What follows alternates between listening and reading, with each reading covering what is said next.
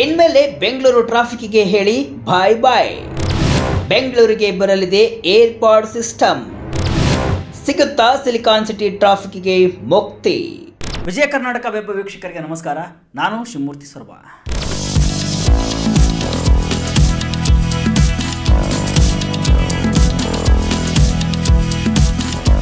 ಬೆಂಗಳೂರು ಮಾಯಾನಗರಿ, ಲಕ್ಷಾಂತರ ಮಂದಿಗೆ ಬದುಕು ಕಟ್ಟಿಕೊಟ್ಟ ಜೀವನಾಡಿ.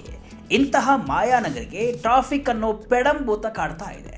ಅದೆಂತಹ ಸರ್ಕಸ್ ಮಾಡಿದ್ರೂ ಕೂಡ ಟ್ರಾಫಿಕ್ ಸಮಸ್ಯೆಯನ್ನು ಬಗೆಹರಿಸಲು ಆಗ್ತಾ ಇಲ್ಲ. ವಾಹನ ದಟ್ಟಣೆಗೆ ಎಷ್ಟೇ ರಸ್ತೆ ಮಾರ್ಗಗಳು, ಸುರಂಗ, ಫ್ಲೈಓವರು, ಮೇಲ್ಸೇತುವೆ, ರೈಲು, ಮೆಟ್ರೋ ಆರಂಭಿಸಿದ್ರೂ ಕೂಡ ಅಂದುಕೊಂಡ ಸಮಯಕ್ಕೆ ನಿಗದಿತ ಸ್ಥಳಕ್ಕೆ ಹೋಗಲು ಸಾಧ್ಯವಾಗ್ತಾ ಇಲ್ಲ. ಟ್ರಾಫಿಕ್ ಜಾಮ್ಗೆ ಹೊಸ ಸೊಲ್ಯೂಷನ್ ಕಂಡುಕೊಳ್ಳಲು ಆಗ್ತಾ ಇಲ್ಲ. ವರ್ಷಗಳು ಉರುಳಿದಂತೆ ಜನಸಂಖ್ಯೆ, ವಾಹನಗಳ ಸಂಖ್ಯೆ ಹೆಚ್ಚಾಗ್ತಲೇ ಇದೆ. ಆದರೆ ಟ್ರಾಫಿಕ್ಗೆ ಮುಕ್ತಿ ಯಾವಾಗ ಅನ್ನೋ ಪ್ರಶ್ನೆ ಹಾಗೆ ಉಳಿದಿದೆ. ಈ ನಿಟ್ಟಿನಲ್ಲಿ ಕೇಂದ್ರ ಸರ್ಕಾರ ಬೆಂಗಳೂರಿಗೆ ಅಂತ ಹೊಸ ಯೋಜನೆಯನ್ನ ತಂದಿದೆ. ಇದರಿಂದ ಟ್ರಾಫಿಕ್ ಸಮಸ್ಯೆ ಇಲ್ಲದೆ ನಿಗದಿತ ಸ್ಥಳಕ್ಕೆ ಅಂದುಕೊಂಡಂತೆ ನೀವು ತಲುಪಬಹುದು. ಟ್ರಾಫಿಕ್ ಕಿರಿಕಿರಿ ಇಲ್ಲದೆ ಸವಾರರು ಹೇಗೆ ಓಡಾಡಬಹುದು? ಹೊಸ ಯೋಜನೆ ಬಗ್ಗೆ ಪಿನ್ ಟು ಪಿನ್ ಮಾಹಿತಿ ಇಲ್ಲಿದೆ.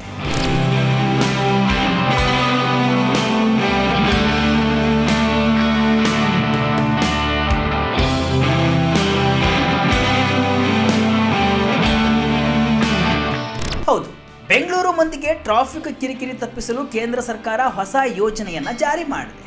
ಇದರಿಂದ ಯಾವುದೇ ಟ್ರಾಫಿಕ್ ಸಮಸ್ಯೆ ಇಲ್ಲದೆ ಹಾಯಾಗಿ ಸವಾರರು ಓಡಾಡಬಹುದು. ಆಫೀಸು, ಮನೆ, ಹೀಗೆ ಎಲ್ಲ ಕಡೆ ಆರಾಮಾಗಿ ಓಡಾಡಬಹುದು. ಏನಪ್ಪ ಈ ಹೊಸ ಯೋಜನೆ ಅಂತಂದ್ರೆ ಏರ್ಪಾಡ್ ಟ್ಯಾಕ್ಸಿ ಅಥವಾ ಏರ್ಪಾಡ್ ಸಿಸ್ಟಮ್ ಅಂತ. ಹಾಗಾದ್ರೆ ಈ ಯೋಜನೆ ಬಗ್ಗೆ ತಿಳಿದುಕೊಳ್ಳುವುದಾದ್ರೆ, ಈ ಪಾಡ್ ಸಿಸ್ಟಮ್ ಅನ್ನುವುದು ಚಿಕ್ಕ ಎಲೆಕ್ಟ್ರಿಕ್ ವಾಹನ. ಇದಕ್ಕೆ ಡ್ರೈವರ್ ಇರುವುದಿಲ್ಲ. ಎತ್ತರಿಸಿದ ಟ್ರ್ಯಾಕ್ನಲ್ಲಿ ಅಥವಾ ವಿದ್ಯುತ್ ಕೇಬಲ್ಗಳ ಮೂಲಕ ಈ ವಾಹನ ಚಲಿಸುತ್ತೆ. ಇದು ಟ್ಯಾಕ್ಸಿ ರೀತಿಯೇ ಇರುತ್ತೆ. ಅಗತ್ಯ ಬಿದ್ದಾಗ ಜನರು ಒಂದು ಕಡೆಯಿಂದ ಇನ್ನೊಂದು ಕಡೆಗೆ ಸಂಚರಿಸಬೇಕಾದರೆ ಬುಕ್ ಮಾಡಿಕೊಳ್ಬಹುದು. ಯಾವುದೇ ತಡೆ ಇಲ್ಲದೆ ಈ ಪಾಡ್ ಟ್ಯಾಕ್ಸಿ ಮೂಲಕ ಸಂಚಾರ ಸಾಧ್ಯವಾಗುತ್ತೆ. ಈ ಪಾಡ್ ಟ್ಯಾಕ್ಸ್ನಲ್ಲಿ 5 ರಿಂದ 6 ಮಂದಿ ಸಂಚರಿಸಬಹುದು. ತುರ್ತಾಗಿ ಹೊರಡಬೇಕಾದ ಸಂದರ್ಭದಲ್ಲಿಯೂ ಕೂಡ ಟ್ರಾಫಿಕ್ ಜಾಮ್ ಆಗಿ ಸಿಲುಕಿ ಪೇಚಾಡಬೇಕಾದಂತಹ ಪರಿಸ್ಥಿತಿ ಬಂದಾಗ ಬೆಂಗಳೂರಿನ ಕೆಲವು ರಸ್ತೆಗಳಲ್ಲಿ ಈ ಯೋಜನೆ ಬಹಳ ಉಪಾಯಕಾರಿಯಾಗಲಿದೆ. ಅದರಲ್ಲೂ ಮಳೆಗಾಲದಲ್ಲಿ ರಸ್ತೆಗಳಲ್ಲಿ ನೀರು ನಿಲ್ಲುವುದು, ವಾಹನಗಳ ನಿಧಾನಗತಿಯ ಸಂಚಾರದಿಂದ ಟ್ರಾಫಿಕ್ ಹೆಚ್ಚಾಗುವುದು, ಈ ಸಮಸ್ಯೆಗಳಿಗೆ ತಕ್ಷಣ ಸಂಚರಿಸಲು ತಡೆಯಿಲ್ಲದಂತಹ ಏರ್ಪಾಡ್ ಟ್ಯಾಕ್ಸಿಯಿಂದ ಸಾಧ್ಯವಾಗುತ್ತೆ. 2017ರಲ್ಲಿಯೇ ಏರ್ಪಾಡ್ ಸಿಸ್ಟಮ್ ಬಗ್ಗೆ ಪ್ರಸ್ತಾವನೆ. ಮೆಟ್ರೋ ಹಾಗೂ ಬಿಎಂಟಿಸಿ ನಡುವೆ ಸಂಪರ್ಕವನ್ನು ಕಲ್ಪಿಸಲು 2017ರಲ್ಲಿಯೇ ಈ ಯೋಜನೆಯ ಜಾರಿ ಬಗ್ಗೆ ಬಿಬಿಎಂಪಿ ಪ್ರಸ್ತಾಪವನ್ನು ಮಾಡಿತ್ತು. ಅಂದು ಬಿಬಿಎಂಪಿ ಕಮಿಷನರ್ ಆಗಿದ್ದಂತಹ ಎನ್ ಮಂಜುನಾಥ್ ಪ್ರಸಾದ್ ಅವರು ಈ ಬಗ್ಗೆ ಹೇಳಿದರು.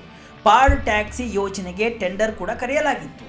ಪಾಡ್ ಟ್ಯಾಕ್ಸಿಗಳು ಕಾರ್ಯನಿರ್ವಹಿಸಲು ಕನಿಷ್ಠ 1 ವರ್ಷ ಬೇಕಾಗುತ್ತೆ ಅಂತಾನು ಹೇಳಿದರು. IISC ಕೂಡ ಶಿಫಾರಸುಗಳನ್ನು ನೀಡಿ ಉತ್ತಮ ಸುರಕ್ಷತಾ ಕ್ರಮಗಳನ್ನು ತೆಗೆದುಕೊಳ್ಬೇಕು. ಆಯ್ಕೆಯಾದ ಏಜೆನ್ಸಿಯು ಇದೇ ರೀತಿಯ ಯೋಜನೆಗಳನ್ನು ಈ ಹಿಂದೆ ಮಾಡಿದ ಅನುಭವವನ್ನು ಪರಿಶೀಲಿಸಬೇಕು ಅಂತಾನು ಹೇಳಿತ್ತು. ಪಾಡ್ ಟ್ಯಾಕ್ಸಿ ಒಂದು ಸಾರ್ವಜನಿಕ ಸಾರಿಗೆ ವ್ಯವಸ್ಥೆಯಾಗಿ ಜಾರಿ ಆಗ್ತಾ ಇದೆ. ಚಾಲಕರಿಲ್ಲದಂತಹ ವಾಹನಗಳು ಮೇಲ್ಭಾಗದಲ್ಲಿರುವ ಕೇಬಲ್ ಜಾಲದ ಮೂಲಕ ಚಲಿಸುತ್ತವೆ. ಪ್ರತಿ ಪಾಡ್ನಲ್ಲೂ ಕೂಡ 2 ರಿಂದ 4 ಪ್ರಯಾಣಿಕರು ಕುಳಿತುಕೊಳ್ಳಬಹುದು. ಸಾಮಾನ್ಯವಾಗಿ ಪಾಡ್ಗಳು ವಿದ್ಯುತ್ ಶಕ್ತಿಯಿಂದ ಚಲಿಸುತ್ತವೆ. ಆದರೆ ಈ ಯೋಜನೆ ಆಗ ಕಾರಣಾಂತರಗಳಿಂದ ಆರಂಭ ಆಗಲಿಲ್ಲ. ಆದರೆ ಈಗ ಮತ್ತೆ ಇದಕ್ಕೆ ವೇಗ ಸಿಗ್ತಾ ಇದೆ. ಏರ್ಪಾಡ್ ಸಿಸ್ಟಮ್ ಬಗ್ಗೆ ಕೇಂದ್ರ ಸಚಿವರು ಹೇಳಿದ್ದೇನು? ಕೇಂದ್ರ ಸಚಿವ ನಿತಿನ್ ಗಡ್ಕರಿ ಅವರು ಭಾರತದ ಪ್ರಮುಖ ನಗರಗಳಲ್ಲಿ ಜಾರಿಗೆ ತರಬಹುದಾದಂತಹ ಸಾರಿಗೆ ವ್ಯವಸ್ಥೆಯ ಭವಿಷ್ಯದ ಬಗ್ಗೆ ಮಾತನಾಡಿದ್ದಾರೆ. ಗಾಳಿಯಲ್ಲಿ ಚಲಿಸುವಂತಹ ಪಾಡ್ ಸಿಸ್ಟಮ್ ಮತ್ತು ಚಾರ್ಜಿಂಗ್ ಎಲೆಕ್ಟ್ರಿಕ್ ಬಸ್ಸುಗಳು ನಗರಕ್ಕೆ ಬರಲಿವೆ ಅಂತಾನು ಹೇಳಿದ್ದಾರೆ. ಆರಂಭದಲ್ಲಿ ದೆಹಲಿಯ ದೌಲಾ ಕುವಾನಿಂದ ಮನಸರ್ಗೆ ಪಾಡ್ ಸಿಸ್ಟಮ್ ಬರಲಿದೆ. ಬೆಂಗಳೂರಿನಲ್ಲಿ ಕೂಡ ಇದೇ ರೀತಿಯ ಅಧ್ಯಯನ ನಡೀತಾ ಇದೆ.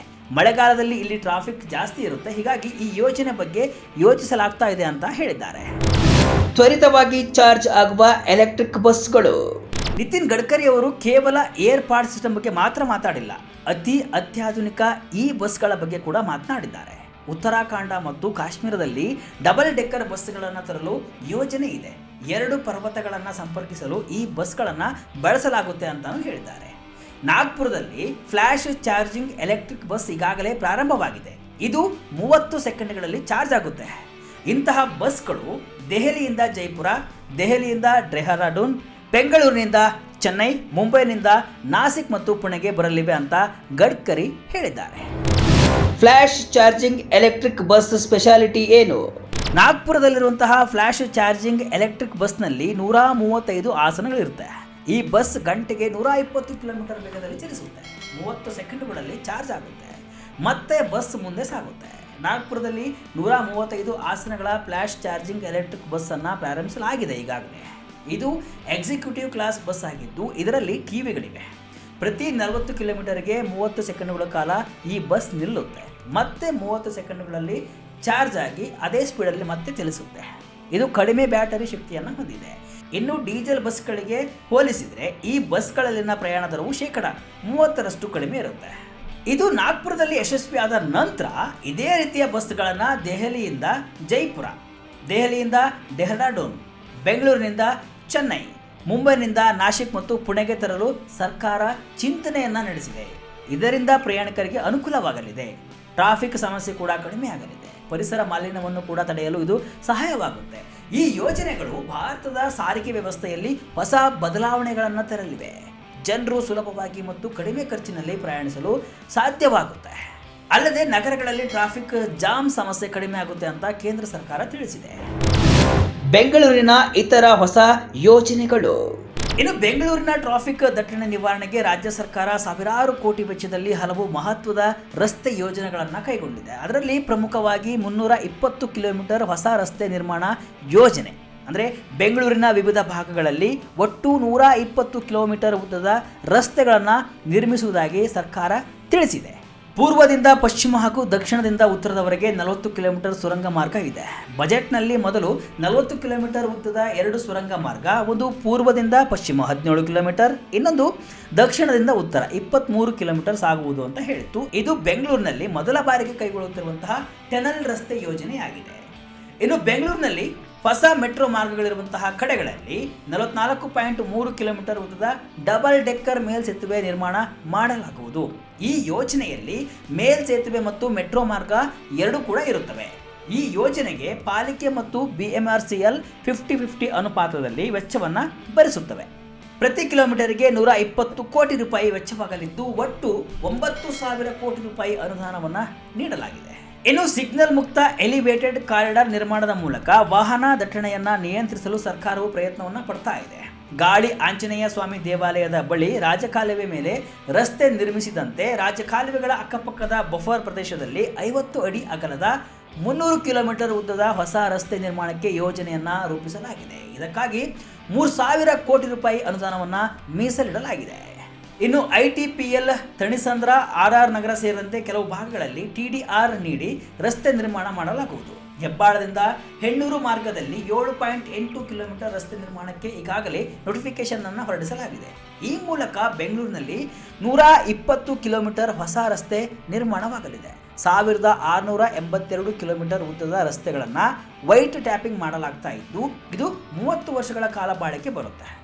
ಈ ಯೋಜನೆಗೆ 9,000 ಕೋಟಿ ರೂಪಾಯಿ ಅನುದಾನವನ್ನು ನೀಡಲಾಗಿದೆ.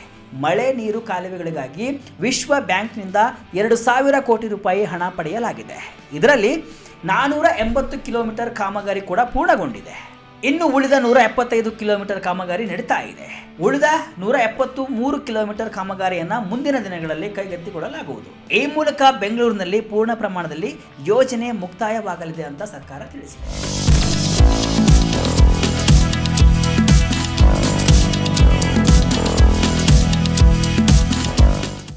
ಒಟ್ಟಾರೆ ಬೆಂಗಳೂರಿನ ಟ್ರಾಫಿಕ್ ಸಮಸ್ಯೆ ನಿವಾರಣೆಗೆ ಕೇಂದ್ರ ಮತ್ತು ರಾಜ್ಯ ಸರ್ಕಾರಗಳು ಕೈ ಜೋಡಿಸಿ ವಿವಿಧ ಹೊಸ ಯೋಜನೆಗಳನ್ನು ಜಾರಿಗೆ ತರ್ತಾ ಇವೆ. ಈ ಯೋಜನೆಗಳು ಯಶಸ್ವಿಯಾದರೆ ಭವಿಷ್ಯದಲ್ಲಿ ಬೆಂಗಳೂರಿಗರು ಟ್ರಾಫಿಕ್ ಕಿರಿಕಿರಿ ಇಲ್ಲದೆ ಸುಲಭವಾಗಿ ಓಡಾಡಲು ಸಾಧ್ಯವಾಗಲಿದೆ. ಈ ಪ್ರಯತ್ನಗಳು ಮಾಯಾನಗರಿಗೆ ನಿಜಕ್ಕೂ ಹೊಸ ಜೀವ ತುಂಬುತ್ತವೆಯಾ ಎಂಬುದನ್ನು ಕಾದು ನೋಡಬೇಕು.